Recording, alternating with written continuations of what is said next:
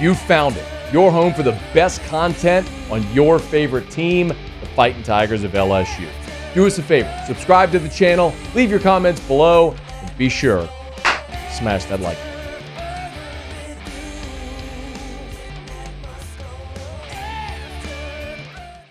USA Today post-spring has re-ranked college football. Their team's 1-36. They got LSU at 7. Joel Klatt on his show really likes LSU as well going into this this offseason. Actually, he's got LSU ahead of Georgia. Now, USA Today doesn't. USA Today goes Texas, Clemson, Penn State, Georgia, Notre Dame, Ohio State, LSU. But here's why Klatt liked LSU ahead of Georgia right now. I believe in Garrett Nussmeier more than Gunnar Stockton. So you might be yelling right now. You're thinking like, well, do you trust Brian Kelly more than Kirby Smart? The answer is no, but those guys aren't on the field. And as you know, at some points, when you've got basically a tie between these teams, you got to think to yourself, well, who do I trust most at quarterback? I mean, whenever I have a tie, I always look at three things I talk about: coach, quarterback, and venue. And LSU and Georgia don't play, and so I will look at schedules. But I do look at Georgia, and they had noticeably regressed a year ago. They were a playoff team, and mostly because they handled Texas, and good for them. They handed Texas 2 losses. They were a matchup problem for Texas. But I also don't know that I feel great about Georgia's quarterback situation. But as I look at all of LSU's schedule for 2025, I think that's going to be a pretty familiar refrain. When you look at the schedule that LSU is going to play this coming season, if you just look at quarterback matchups, the Nusmeier-Klubnik thing is something we'll talk about all offseason, as those two might well be the two best quarterbacks returning in college football. But Nuss is the leading returning passer in all of college football. It's one of the oddities, because I have these conversations. I'll go on shows in other markets or other like SEC podcasts, and there will be something like this, like the Joel Klatt comment, for example. It's sort of a launching point to have this conversation about Garrett Nussmeier. And a lot of times, I think by default, people around the league push back against the notion that Nussmeier is the best returning quarterback in the SEC. And I'll remind people, not like as a purple and gold sunglasses, sunshine pumping Tiger guy, but just as an objective fact that Garrett Nussmeier is the leading returning passer in college football. He's the only returning passer that threw for 4,000 yards in 2024. So you could be bullish on DJ Lagway's upside. You can look at Lenora Sellers as a really good athlete, but not a great thrower of the football. You can like Diego Pavia's moxie and all that stuff, but if I asked you, like, who's got more skins on the wall, more veteran presence, more time on task, all that stuff, I mean, Nussmeier is actually not a hard answer to come by. Like, I don't know what quarterback in the SEC anyone would or should take this year over Nussmeier. If you want to ask, like, long-term, who's going to have the better career, you can make a case for Lagway after just finishing his freshman year and having that hamstring injury. If he's healthy and plays 3 more years, like, what does that look like? That could be really good. Could be. Maybe he isn't. I don't know. But Nuss threw for 4,000 yards. He's back. Got skill everywhere. His OC is still in place, who's been his quarterback coach his whole time at LSU, or at least since BK's been here in 2022. So, yeah. I mean, Lagway. I guess Austin Simmons will be the starter at Ole Miss. And I might be guilty of this. But like, I watched that Ole Miss Georgia game, and when Jackson Dart went down and Simmons came in and led Ole Miss right down the field, I think we all looked at that and went, oh, that dude's going to be a problem. But that was one drive. I really don't know what Austin Simmons is going to look like over the course of 12 games and 8 in the conference. Y'all know how I feel about Lenora Sellers. We just mentioned, of course, Pavia as well.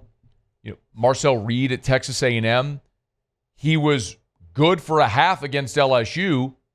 I'm not sure if you paid attention after that LSU game. He wasn't so good the rest of the way. Who's going to be the starter at Alabama? Like, genuine question. Is it Ty Simpson? Like, are you telling me Bama and Kalen DeBose is now hitching his wagon to Ty Simpson, and that's going to be the thing that gets them back to the playoff, the national championship conversation? I'm not buying that. I'll watch Ty Simpson struggle against South Florida.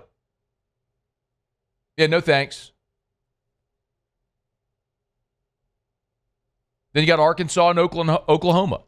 I mean, John Mateer transferring in from Washington State to Oklahoma could end up being the best quarterback in the league. Could end up being the best quarterback in the country. I also look at Oklahoma and I go, well, Nick Anderson now plays at LSU. Bauer Sharp now plays at LSU. Two of your best skill guys are gone. From a team that a year ago was stagnant and borderline awful offensively, so much so that the former five-star quarterback that you punted Dylan Gabriel to Oregon to say, no, we're playing the kid. He got benched a month into the season and is now the quarterback at Auburn. So, I mean, you lay it out that way, it sounds pretty obvious why people are high on Garrett Nussmeier, and should be. Like, yes, he's a fifth-year senior. He threw for 4,000 yards a year ago. Does he need to purge some bad decisions? Yes. Does he need to be willing to tuck and run and move the sticks a little? Yes.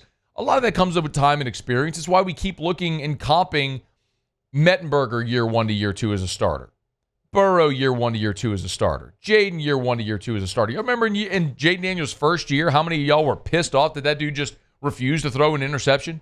Y'all were like begging the guy to throw an interception. I'm like, no. Like, you don't understand. They're not good enough to overcome interceptions. Like, let him tuck and run 25 yards when he can, because he's at times the only offense you got. But look at what happened in his second year as a starter.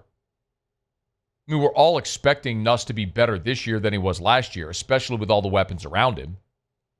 So, yeah. I know I'm preaching to the choir. This is a very partisan crowd here. You all as LSU fans, I'm assuming most of you anyway, are expecting a great season from Nuss.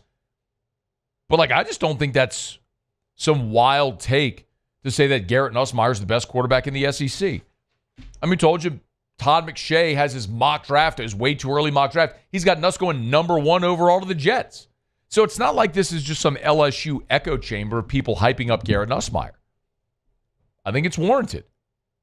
You have a guy that has great size, physical ability, leadership, moxie, son of a coach, all the stuff we've talked about. Now he's got experience under his belt, which he didn't have a year ago. Now he's got it for a 5th year in college. Yeah, he should be like Garrett Nussmeier at the end of 2025 should be the all-SEC quarterback selection. He should be. Not Lenora Sellers, not DJ Lagway, not Diego Pavia. Like, I think South Carolina and Florida are both headed for 500-type seasons. Maybe 7-5, 6, like that range. LSU should be a playoff team, and Nuss should throw for 4,000 yards, and he should be first-team all-conference and should be in the Heisman conversation. Like, that's the realistic expectation I have in this season. And all the numbers bear it out. Dude's got the second-best Heisman odds of any event, not in the SEC, even in the country. So, yeah, it's in just like an LSU echo chamber back padding. It's legitimate. I don't think it's a hard thing to conceptualize. I will be fascinated when we're at SEC Media Days in July to see how those conversations go about Garrett Nussmeier. But let me say it another way. Right now, because all these conversations should be had because we're just coming out of spring and the portal, right? So everyone is sort of reassessing postseason odds, record projections, award winners, drafts for next year. Like, everybody's doing that now that the draft is passed, spring football's done, and the spring portal window's closed. So it's just one of those, like, benchmarks on the schedule where now you sort of reassess that there's been a shift.